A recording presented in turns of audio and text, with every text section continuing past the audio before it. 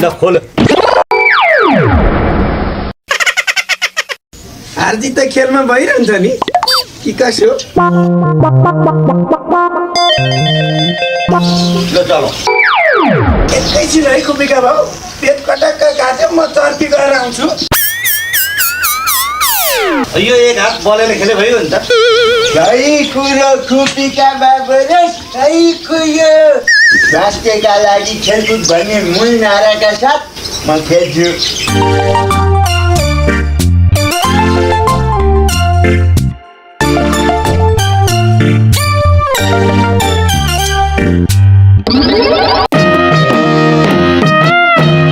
नौ 10 यिनीहरू दुईटा त सबसे ठुलो हो यो केटी को चाहिँ रहेछ तर मुन्नी भन्दा त राम्री छ मुन्नीले बिहे गर्न मानिन भने यसको घर पत्ता लगाएर माग्न जानु पर्छ कि क्या हो भलै चल्ने हैन चल न चल्ने शान्तिपूर्वकै खेल्नु होला हो खुपीका बाबु र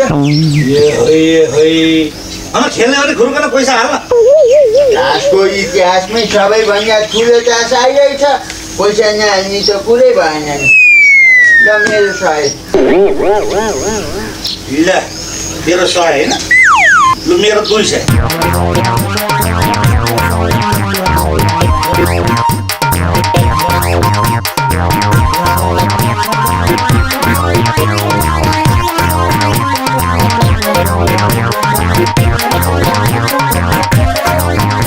आज त एकै लटमा सबै पैसा सोध्ने भयो बाबु र तास हेर्नु न मात्रै कति बवाल छ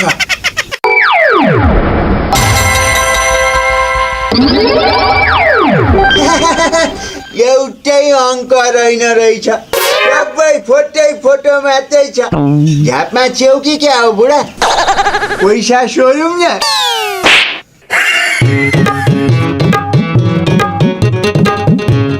झ्यापमा त ढाका पो रहेछस् त न अर्धर मिसिआएको रहेछ न रन हो न फरास हो न ट्रायल नै हो के को तालमा चलिस हो यति धेरै पैसा आज समाकै आज पहिलोचोटि हो त्यही पनि यतिको मेरो प्रस्तुतिलाई कम आँक्न चाहिँ मिल्दैन है बाबुहरू खेलौँ त भतुवा बाटो लागिहाल्छस् कि अहिले अर्को झापा हान्नु पर्यो मैले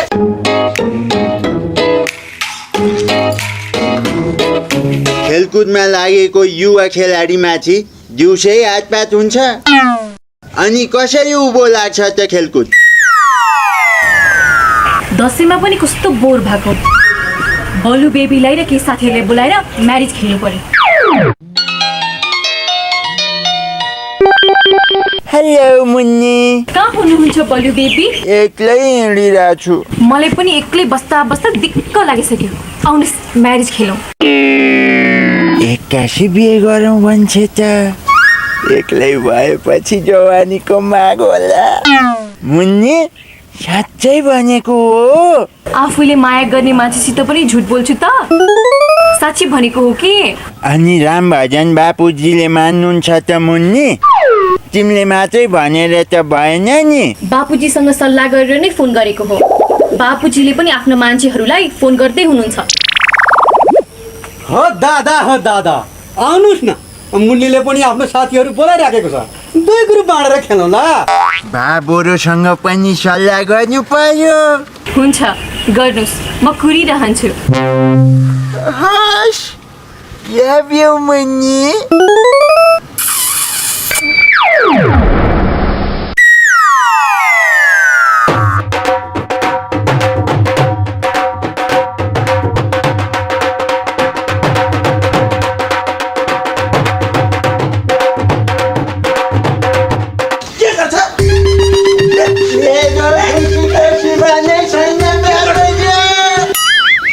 होइन हे ढाका एक्कासी के को खुसी मिल्यो तँलाई मुन्नीले बिहेका लागि घरमा बोलाइ नि त बाबुहरू ए हो बिहेलाई नै पो बोलाइ मुन्नीले तँलाई ठिकै छ नि त अघि तास खेल्दैदेखि झ्यापमा छ जस्तो त लागिरहेको थियो मलाई खासमा गाँजा चाहिँ कसले खुवायो तँलाई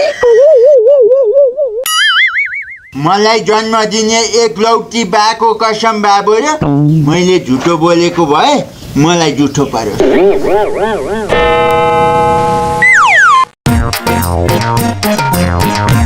तपाईले डायल गर्नुभएको नम्बर अहिले व्यस्त छ। व्यस्त पो भन्छ त।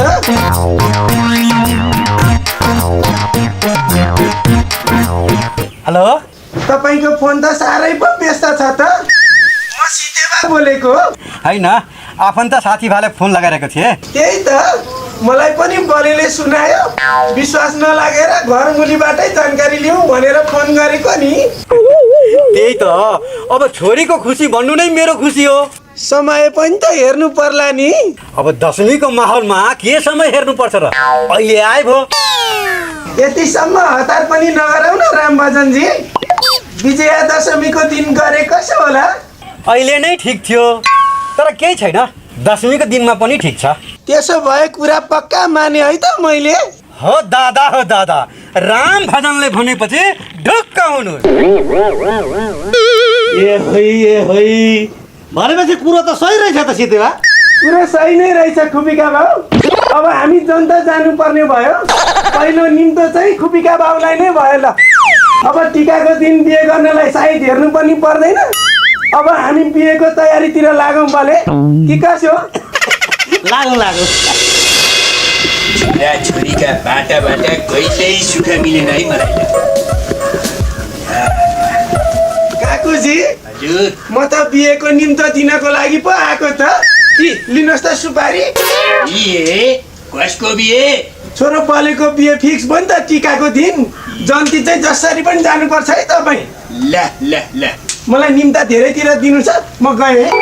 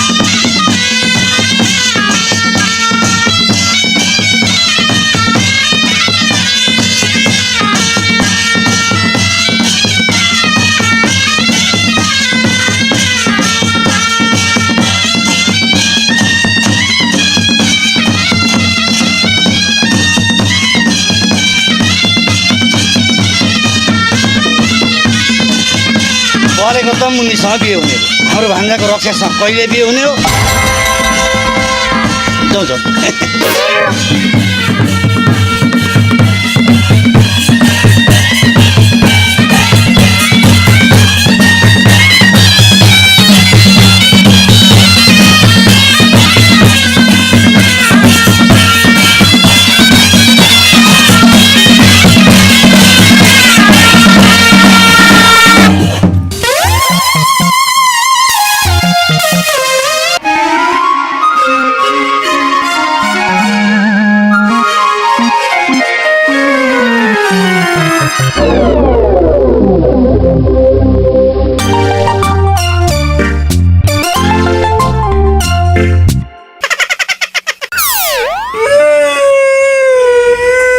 बलु बेबी, तपाईले म्यारेज खेल्न मजा आएन? फलास खेल्ने हो त?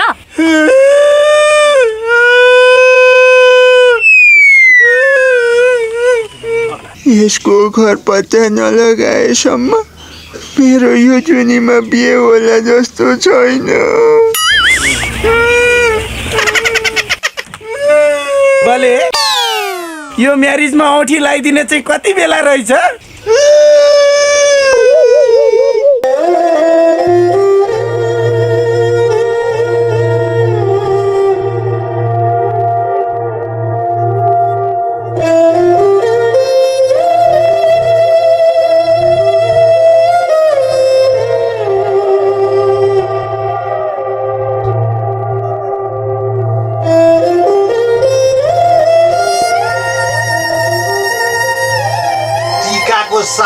जान लागिसक्यो कहाँ मरेका होला नि धोती लुडे काका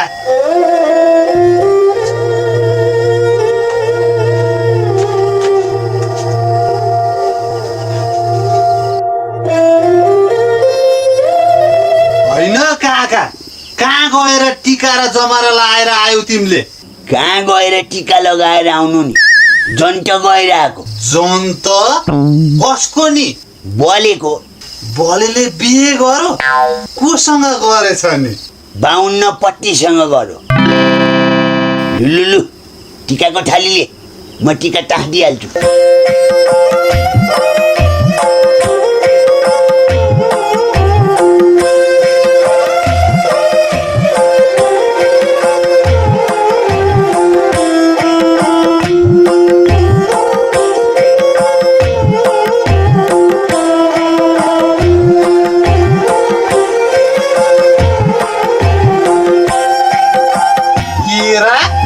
गरिबको दसैँ के रहेछ हो चन्द्रु खाना पस्क खाना पस्क रे चामलको गेडो हुनु परेन घरमा तिमीलाई गाउँ डुल्दैमा ठिक्क छ यत्रो मान चाड दसैँमा न खसीको व्यवस्था गर्यो न अन्नको व्यवस्था गर्यो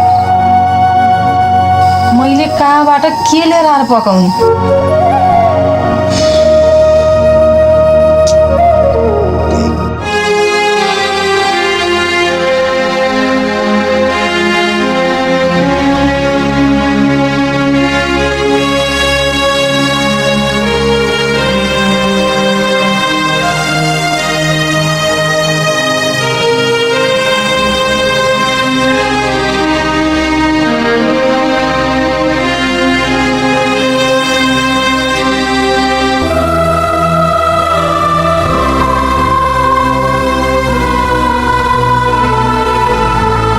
अन्न खेर फाल्दै नफालौँ अहिले पनि थुप्रै खाली पेटहरूले दसैँ महसुस गर्न पाएका छैनन् मानवीय धर्म निर्वाह गरौँ खुसी बाँडौँ अनि माया साटौँ नेपाली सद्भाव र एकताका साथै दसैँ मनाऊ बडा दसैँ 2078 को सम्पूर्णमा हार्दिक मङ्गलमय शुभकामना